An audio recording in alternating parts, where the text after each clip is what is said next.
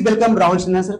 बहुत बहुत धन्यवाद आपका, इस मंच पे आपने मुझे बुलाया। सर, सबसे पहले जब हमारी टीम आपके बारे में रिसर्च कर रही थी तब पता लगा कि आपने 12 साल सर पहले नौकरी की, उसके बाद बीपीएससी की तरफ आपका रुझान हुआ। तो आखिर सर नौकरी करने के बाद लोग सेटल होना सोचते हैं, तो फिर आप बीपीएससी की तरफ आपका रुझान क्यों सर? मैं बताना चाहता हूँ कि जब मैंने अपना ग्रेजुएशन कंप्लीट किया, मैंने इंजीनियरिंग कंप्लीट किया और उसके बाद मैकेनिकल इंजीनियर हूँ, तो एक जगह मेरी नौकरी लगी और वो नौकरी ऐसी थी कि जहाँ प्लास्टिक का फर्नेस में प्लास्टिक के पार्ट बनाए जाते हैं, जैसे कि आपने देखा होगा टाटा के जो ट्रक्स होते हैं उसके आगे के जो वो बनाए जाते हैं बम्पर, तो वहाँ 70 डिग्री टेम्परेचर हुआ करता था और 70 डिग्री टेम्परेचर में हम लोग खड़े होकर काम करते थे। तो मैंने जब कुछ दिन काम किया तो मुझे एहसास हुआ कि नहीं यार, ये जीवन नहीं हो सकता है, क्योंकि आप 10 मिनट में पूरा कपड़ा आपका पसीने से भीग जाता था और रात को जब घर लौटते तो लगता था बुखार लग गया। तो जब मैंने अपने सबसे चर्चा किया कि यार ये तो बड़ा कठिन जीवन है, कॉलेज तक तो हम लोग पढ़ाई कर रहे हैं, तब तक सब कुछ अच्छा लगता है, जब अपने पैरों पे खड़े हुए तो मुझे लगा कि नहीं यार ये जीवन नहीं। सबने समझाया कि नहीं यार यही जीवन है, यही सच्चाई है, यही रियलिटी है, तुमको ऐसे ही जीना है। लेकिन मैंने अपने अंदर ये ठाना कि नहीं, मुझे अपना जीवन बदलना है, मैं इस जीवन को नहीं जी सकता हूँ। और कई किताबें मैंने पढ़ी थी, उसमें था कि जब तक आप अपने हिसाब से अपना जीवन नहीं जीते हैं ना, वो जीवन सही नहीं।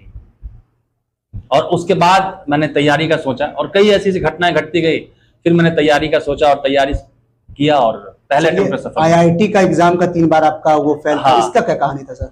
इसका ये कहानी था कि जब 12th कंप्लीट किया मैंने, तो जैसे हर बच्चा आईआईटी या मेडिकल करना चाहता है, तो मेरी इच्छा हुई आईआईटी करने की।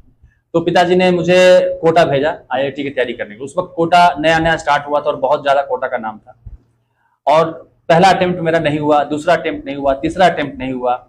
और उसी वक्त मुझे रियलाइज होने लगा कि नहीं यार, मैं पढ़ने में कमजोर हूँ और मेरी बुद्धि थोड़ी कमजोर है।